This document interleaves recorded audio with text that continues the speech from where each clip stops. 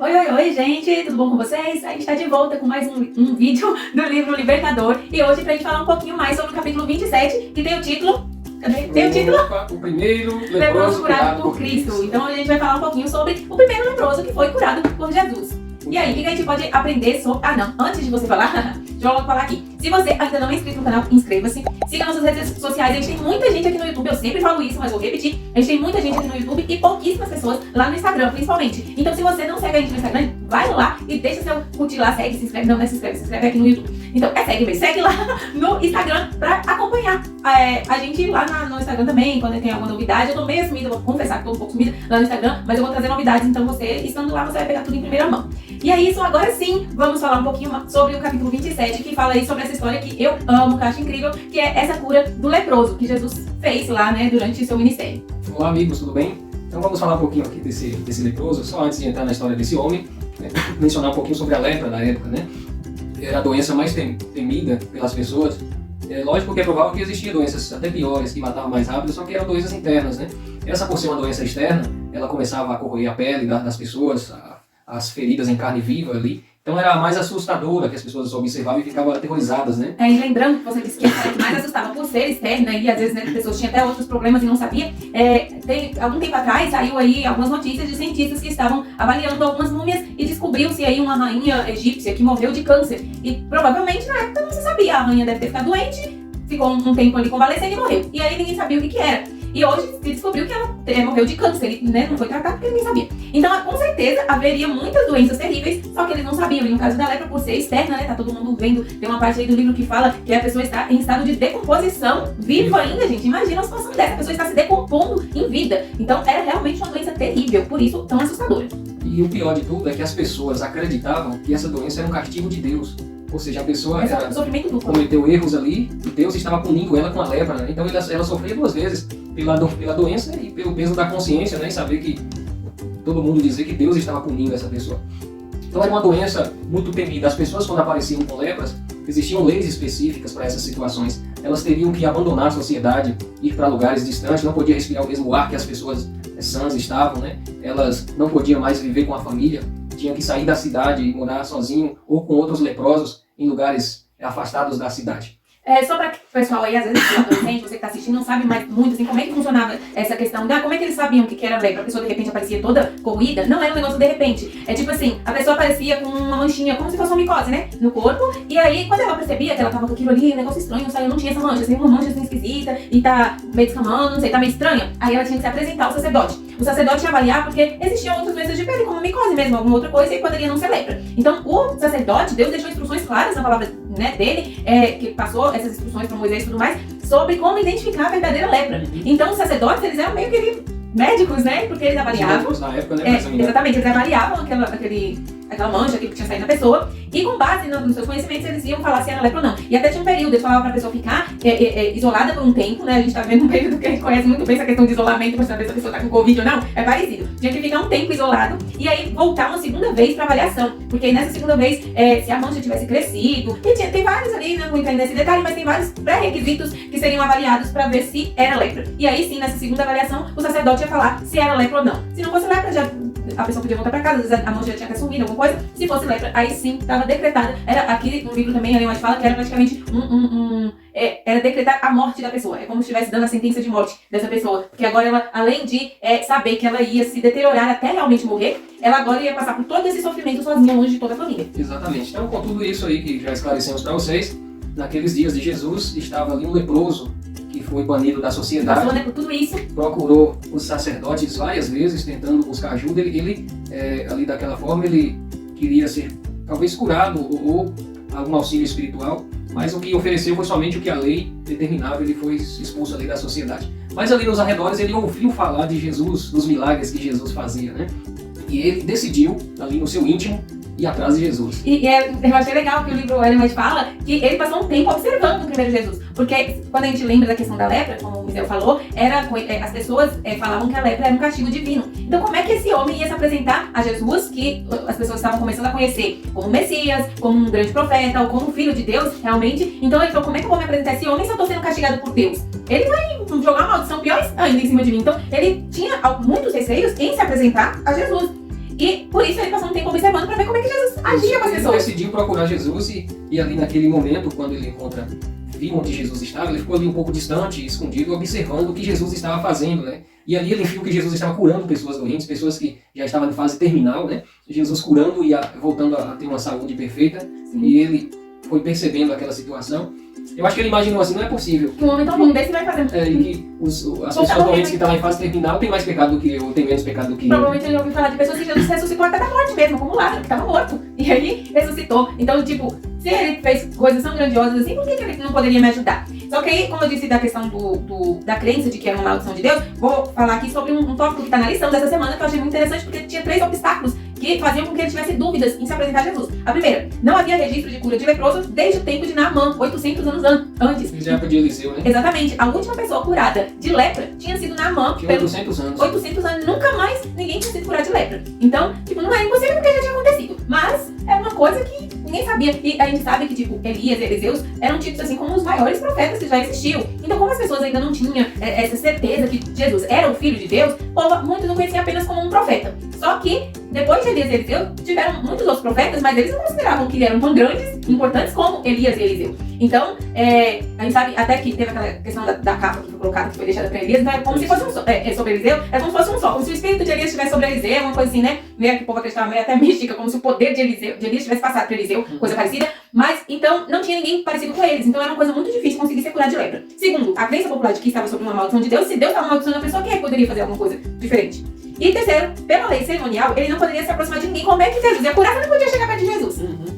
Agora, eu fico observando a fé desse homem, né? Depois que ele viu, ele analisou, ele observou, ele aumentou ali a sua fé cresceu, desenvolveu mais.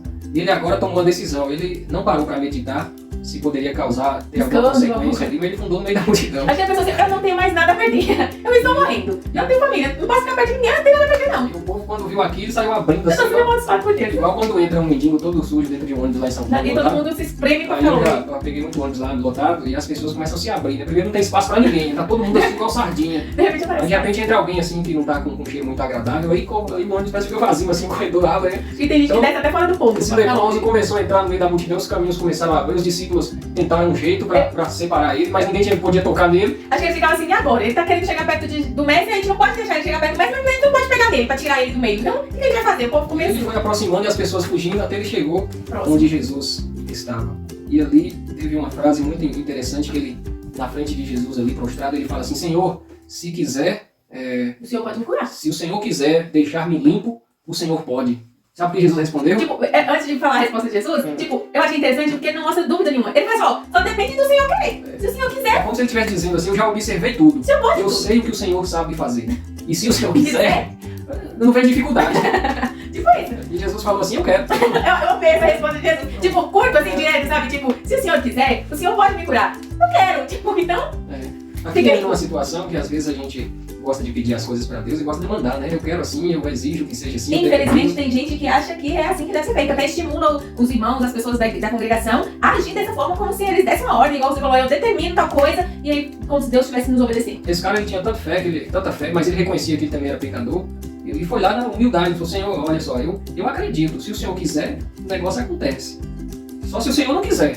É a fé do homem. Quando você olha, Senhor, que seja como o Senhor quer. Se o Senhor quiser, eu sei que pode. Agora, o Senhor sabe mais do que eu, o Senhor pode fazer melhor do que eu penso, né? É como a própria oração que o Senhor nos ensinou Jesus Cristo, né? Que seja feito com a sua vontade, né? Com a sua vontade. Então, Jesus orou dessa forma, né? Que não seja como eu quero, mas como tu queres, quando estava sofrendo. Sim. E aí foi interessante que fala que ao mesmo tempo que Jesus falou que ele ficasse limpo, Jesus tocou nele. E aí fico pensando, né? Quanto tempo que aquele homem não tinha sentido o toque de uma pessoa? Eu não sei o que fez mais bem a ele, as palavras de Jesus ou o toque, porque ali era até a comprovação de que ele estava limpo, era a certeza que ele ia ter, porque Jesus não ia tocar nele assim, para ser contaminado, né? Poderia ser contaminado, mas não, se Jesus tocou, é porque realmente ele estava curado, ele ia estar curado. Jesus falou, eu quero, tocou nele e curou. Aqui o livro menciona que a pele dele se tornou como uma pele de um bebê, novo em folha, foi tipo a mesma voz que criou o ser humano, do nada, do pó da terra, foi a que agora restaurou a vida desse homem e deu uma nova pele aí, estava novinha. Jesus, ao analisar a situação de repente, ele percebeu que devia tomar uma atitude rápida, porque se não fosse assim, essa notícia de cura chegasse ao sacerdote, o sacerdote não ia reconhecer ele como curado, esse homem, ele iria continuar condenado porque eles tinham birra contra Jesus.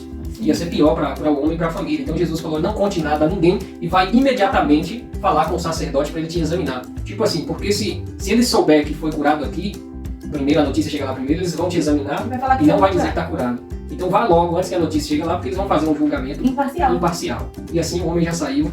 E Jesus falou, não conte nada a ninguém. Não conte nada a ninguém. E ainda falou assim, ó, e depois ofereça uma oferta da lei de Moisés, uma oferta pela purificação. E aí, assim, ele fez tudo certinho. O sacerdote viu que ele estava curado, já falou para ele ser reintegrado à sociedade, né? E ele, quando saiu dali para ser reintegrado à sociedade, ele saiu falando para todo mundo. E acho interessante porque Ellen White menciona que ele não fez por mal, ele não desobedeceu descaradamente a ordem de Jesus. É porque ele achou que Jesus estava querendo ser modesto. Tipo assim, ó, você sabe quando você vai ajudar alguém e você fala assim, ó, mas não fala pra ninguém que, tipo assim, por modéstia, pra que o povo não ficasse falando que você tá fazendo coisa. Ele achou que era isso. Mas não, Jesus tinha motivos pra pedir isso, né? E aí, Ellen White cita alguns desses motivos, que, por exemplo, primeiro, poderiam aparecer muitos outros leprosos aglomerando em cima de Jesus querendo cura também. E não é que Jesus não queria curar os leprosos, mas que isso ia gerar uma comoção e ia atrapalhar a obra de Jesus, porque os sacerdotes que já estavam implicando com Jesus, se vissem aquilo, ia causar mais conflito, porque ele ia estar curando pessoas que ia estar, tipo, passando por cima da autoridade dos próprios sacerdotes, que é aqueles que falam se a pessoa está limpa ou não. Até por isso também Jesus não poderia ter curado ele e falar assim, pronto, tá curado, pronto, acabou. Não, mas ele falou assim, vai lá, quem vai dizer pra você se você está curado é o sacerdote, porque era a obrigação do sacerdote fazer isso. Jesus não passou por cima do dever de um sacerdote. E ao mesmo tempo, ainda, como o povo falava que Jesus não cumpria as leis, Jesus falou assim, ó, e devolva uma oferta, deu a oferta de gratidão pela purificação e tudo mais, como determina a lei, para provar que ele cumpria sim a lei, ele respeitava as leis que Deus deu a Moisés. Isso. E aqui também não entra uma questão de fé, né? Lembra, a gente comentou em outro capítulo aí, anterior, que quando Eliseu curou Naamã, havia muitos leprosos em Israel, ninguém foi atrás da cura, ninguém tinha fé. Só uma pessoa de outro povo foi curada. É igual agora nessa época. Quantos leprosos não tinha na região? Ninguém teve fé. Só ele teve. Se todos os leprosos agora ficam sabendo, não iria vir por fé. Iria vir com interesse. Com interesse de ser curado, só isso. E aquele homem ele veio pela fé. Ele falou, se o Senhor quiser, o Senhor faz. Ou seja, mas se não quiser, seja feita a sua vontade. E isso é o que ele vai falar. Que esse homem ele veio e seria uma bênção na obra de Deus. Até fala aí que ele e toda a sua família, depois que isso aconteceu, estavam dispostos até morrer por Jesus. Eles tiveram essa fé. E outros, igual você está falando, talvez não seriam bênçãos depois na obra de Deus, pelo contrário, poderia ser até uma maldição, porque eles não iam estar com boas intenções, só iam estar com interesse de ser curado. Enfim, esse foi o capítulo que a gente estudou durante a semana, também, né, na lição. Só que aí no capítulo 27 ele fala de uma outra história um pouco parecida, que tem paralelos aí com essa história do leproso. E por mais que não está na lição da escola sabatina dessa semana, a gente vai falar um pouquinho agora sobre essa outra história que tem muitas lições parecidas com a lição que a gente aprendeu aqui sobre o leproso. E aí depois você fecha tudo. Isso, ali Jesus, quando sai dessa cura, vai fazer um sermão lá na casa de Pedro, lá em Cafarnaum. Ele vai e a multidão atrás. Era um culto ali que estava acontecendo na casa de Pedro, onde Jesus e a multidão apertava e em volta da casa foi se aglomerando tantas pessoas. Aqui até há uma descrição dos tipos de pessoas que estavam ali. Aqui diz que lá estavam as pessoas boas, as pessoas ruins, estavam as pessoas de fé, as pessoas sem fé, estavam as pessoas que queriam bênçãos e as que queriam fazer fofoca, que queriam falar mal. Aí estavam os benfeitores e os malfeitores. Toda espécie de gente boa e ruim estava ali, uns querendo denegrir a imagem de Jesus e outros por fé e admiração. Então, nesse momento, na casa de Pedro, a casa lotada e as pessoas empurrando uns aos outros para ver Jesus, até do lado de fora, no quintal, a casa não tinha espaço suficiente, e de repente uma pessoa que era deficiente, não conseguia andar, ficou sabendo que Jesus estava ali em Cafarnaum, na casa de Pedro. Esse homem é descrito no livro que ele era deficiente por causa dos seus pecados. Não comenta que tipo de pecado ou que tipo de deficiência, mas pela vida pecaminosa que ele levou, acarretou a ele essa situação. E ele, agora, além de carregar somente o fardo da deficiência, carregava o fardo da culpa. Procurou os sacerdotes inúmeras vezes. Ele nem pensava muito, talvez, em ser curado, mas em os sacerdotes dar uma orientação para ele receber o perdão de Deus. O maior fardo que ele carregava era a culpa, porque ele sabia, tinha certeza que era consequência dos seus pecados, aquela situação dele, né? E ele procurou os sacerdotes, deixou ele morrer com aquela culpa, né? Com aquele peso na consciência, dizendo para ele que ele já tinha sido condenado. Ali era o peso do pecado que ele carregava. E ele conversou com seus amigos, os amigos toparam o desafio. Ficaram sabendo que Jesus estava ali. Ficaram sabendo e ali ele deu a ideia, né? O deficiente deu a ideia, olha, eu quero ir até Jesus e tem como vocês me levar. E os amigos ali imediatamente pegou a maca com ele e levou até Jesus. Só que havia um grande problema. A multidão que estava em volta da casa não deixava ninguém passar, era muita gente. E eles chegaram ali, Jesus estava dentro da casa, como agora. Todo mundo queria chegar perto de Jesus. Todo mundo, então, um empurrando o outro. Você acha que você vai dar passar? Se você também está tentando chegar, não, você vai deixar o outro cortar a fila? Tipo, quando entrar na fila, ninguém corta a fila. Então... E ali eles chegaram e não tinha possibilidade de entrar para encontrar com Jesus. E o homem deu uma ideia, o deficiente. Ele tinha tanta fé, ele criou uma fé tão grande em Jesus, que ele esperava só uma solução para os seus pecados, entendeu? Ele queria, o que ele procurou no sacerdote para dar uma orientação para ele, para aliviar a consciência dele, ele queria isso de Jesus. E ele deu uma ideia para os amigos dele, subir no telhado da casa, abrir o telhado e descer ele onde Jesus estava. E os amigos topou o desafio. Não sei que luta foi essa para subir na casa. Ele deve ter armado umas cordas ali, alguns subiu, puxou. Lá em cima, 2 embaixo, 2 em cima, levou lá em cima, tirou as telhas da casa. Eu fico imaginando o povo ficar dentro da casa quando viu esse amor nosso abrindo lá em cima. O que está acontecendo ali? Pedro, nem que é minha casa, que tá quem é que subiu aí. Mas enfim, desceu o homem aonde Jesus estava. Jesus, ao olhar para aquele homem, já entendeu toda a situação. Já entendeu o seu desejo. E viu o desespero, né? Um negócio desse, a pessoa estava muito desesperada. Desespero no olhar. Ele olhou para aquele homem assim, e as únicas palavras que ele disse ali no momento foram o seguinte: os seus pecados estão perdoados. Só isso, não curou, não falou nada. Só... Ele falou isso e o homem ficou quieto. E aqui o livro comenta que ele estava vibrando dentro de si. Estava feliz. Para ele, se ele morresse naquele dia, ele morreria feliz. Porque o peso maior que ele carregava era o peso da rejeição. Ele achava que Deus tinha abandonado ele.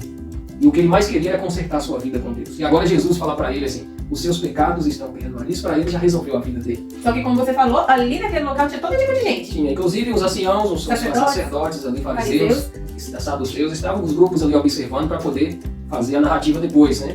Só querendo pegar Jesus na mão. E eles começaram a cochichar baixinho ali. Rapaz, que blasfêmia é essa? E, tipo, isso aí é caso de morte. Achei interessante que Ellen White fala que, tipo assim, eles meio que conversavam com o olhar. Tipo, eles não chegaram a ficar comentando. Tipo, um olhou pro outro. Sabe quando, assim, você que tem mãe, tem pai, tem um amigo muito próximo, alguém muito próximo a você, e só de olhar assim, sabe? Tipo, só de olhar, a pessoa sabe o que você tá pensando? Tipo... A esposa, quando é brava, que olha assim, esquisito, a gente já percebe tudo, né?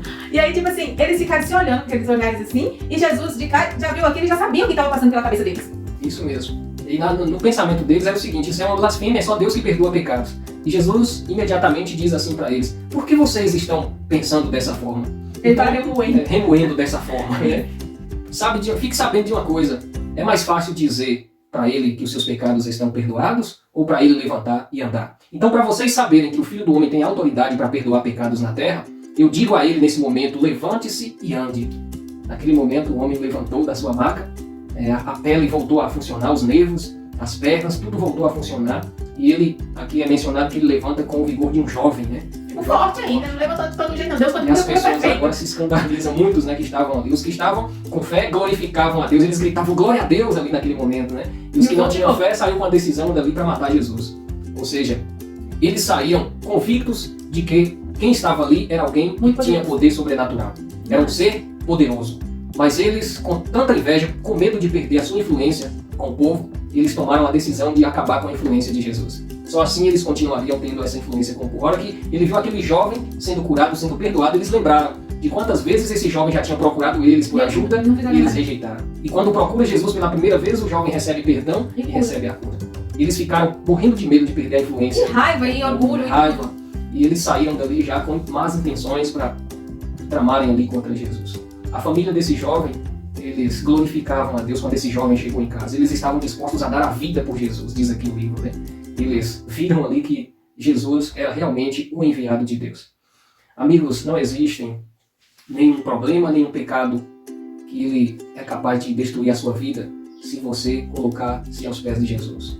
Não há doença, não há sofrimento capaz de tirar a sua paz se você se colocar aos pés de Jesus. O mesmo Jesus que fez esses milagres, que repreendeu as doenças, é o mesmo Jesus que nós servimos hoje. Amém? Amém.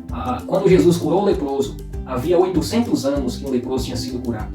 Quando Jesus curou o paralítico, nos nossos dias hoje, há 2000 anos que ele fez isso. O que está acontecendo com as pessoas? As pessoas estão perdendo a fé porque o Jesus é o mesmo. Só depende da minha fé e da sua. Se tivermos um fardo muito pesado para carregar, levemos até Jesus, porque esse milagre ele é capaz de efetuar na nossa vida. Amém? Amém. Nós vamos orar. Querido Pai, obrigado pelo estudo da Tua Palavra nesse momento.